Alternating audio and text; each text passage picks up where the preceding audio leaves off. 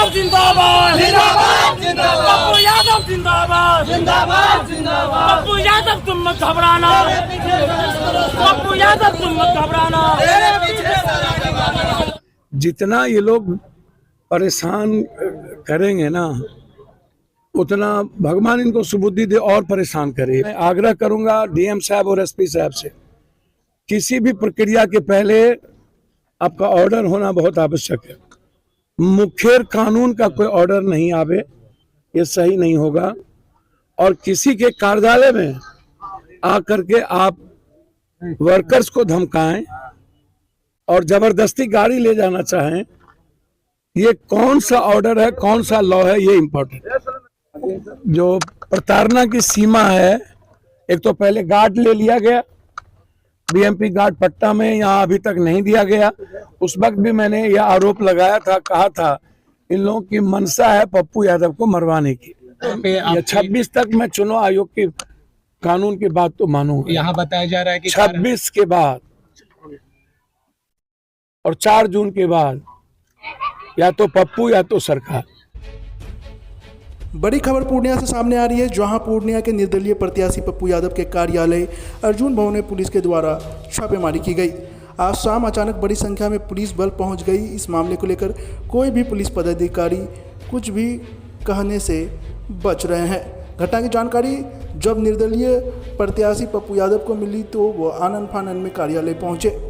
इसके बाद पप्पू यादव ने मीडिया से बात करते हुए कहा कि वह प्रचार गाड़ी को सजा रहे थे, इसी दौरान पुलिस उनके कार्यालय पहुंच गई। उन्होंने कहा कि उनके जान को खतरा है। जिस दिन वह कांग्रेस ज्वाइन किए थे उसी दिन उनकी सुरक्षा हटा ली गई थी। उन्हें परेशान किया जा रहा है, डराया जा रहा है, लेकिन वे डरने वाले नहीं है। उन्होंने कहा कि बिना किसी परमिशन के अन्य प्रत्याशी का चुनाव प्रचार गाड़ी घूम रहा है, लेकिन उन्होंने परमिशन लिया है। इसके बावजूद प्रशासन द्वारा एक प्रचार गाड़ी डीजे को जब्त कर लिया गया। उन्होंने कहा कि जितना सताना है सता लीजिए। 26 जून को इसका फैसला पूर्णिया की जनता करेगी और 4 जून को चुनाव के नतीजे आने के बाद सबका हिसाब पप्पू यादव करेगा। वहीं सदर एसडीपीओ पुष्कर कुमार ने बताया कि पुलिस को सूचना मिली थी कि प्रचार हेतु बिना परमिशन की गाड़ी सजाई जा रही है, इसकी जाँच की जा रही है। पप्पू यादव जिंदाबाद जिंदाबाद जिंदाबाद, पप्पू यादव तुम मत घबराना, पप्पू यादव तुम मत घबराना।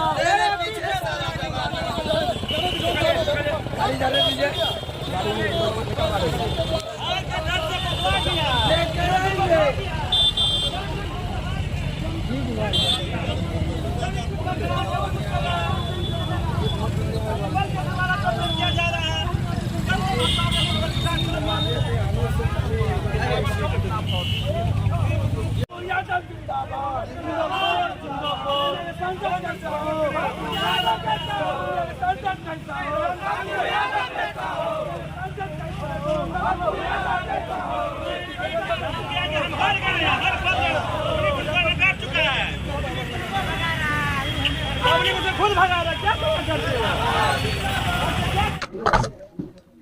अभी छापेमारी हो रही है यहाँ पे, क्या मामला है? भैया हमको तो पता नहीं, हम तो क्षेत्र में थे, ईद और सरूल वाले में आप लोगों ने देखा होगा। अभी जानकारी मिली कि पुलिस फोर्स यहाँ आया हुआ है और गाड़ी को कह रहा था जबरदस्ती यहाँ लगा हुआ है महादेव का गाड़ी। जो परमिशन है कुछ गाड़ियों की जो निकली, इसकी ब्रांडिंग रोड पर हो रही थी, परमिशन के लिए गए हुए थे। ना कभी बजा, ना ध्वनि है, ना कुछ है।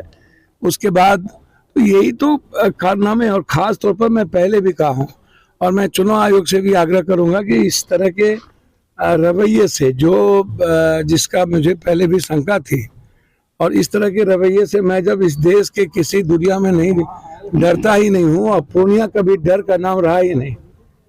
और मुझे लगता है कि जितना ये लोग परेशान करेंगे ना, उतना भगवान इनको सुबुद्धि दे और परेशान करे। इनकी जो मानसिकता बनी है, जैसे दिल्ली में ईडी सीबीआई की मानसिकता होती है, वैसे चुनाव भर ये लोग जो बड़े अपने को समझते हैं। मैं आग्रह करूंगा डीएम साहब और एसपी साहब से, किसी भी प्रक्रिया के पहले आपका ऑर्डर होना बहुत आवश्यक है। मुखेर कानून का कोई ऑर्डर नहीं आवे, ये सही नहीं होगा। और किसी के कार्यालय में आकर के आप वर्कर्स को धमकाएं और जबरदस्ती गाड़ी ले जाना चाहें, ये कौन सा ऑर्डर है, कौन सा लॉ है, ये इम्पोर्टेंट मेरा ये सीधा है। मैं इससे ज्यादा कुछ नहीं कह सकता हूं, आप खुद देख लीजिए। और ये जो प्रताड़ना की सीमा है, एक तो पहले गार्ड ले लिया गया, बीएमपी गार्ड पट्टा में यहाँ अभी तक नहीं दिया गया। उस वक्त भी मैंने यह आरोप लगाया था, कहा था इन लोगों की मंशा है पप्पू यादव को मरवाने की। मैंने गार्ड जब लिया तो उस वक्त भी ये बात मैंने कही थी। मात्र 4 गार्ड हैं, जबकि वाइट ग्रेट में मेरा भारत सरकार के द्वारा ऑर्डर है, वो ऑर्डर मैंने दिया है। उस जिस दिन कांग्रेस मैंने ज्वाइन की थी उसी दिन बीएमपी गार्ड को हटा लिया गया था। मैंने कई बार पत्र लिखा, एसपी साहब से बातचीत भी की, लेकिन अभी तक हाउस गार्ड नहीं दिया गया।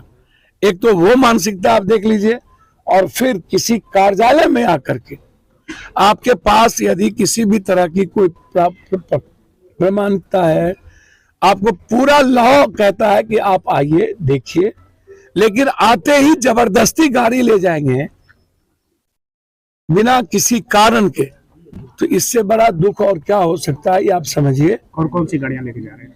ये डीजे की गाड़ी लगा हुआ है, ये ब्रांडिंग के लिए रोड पर थी।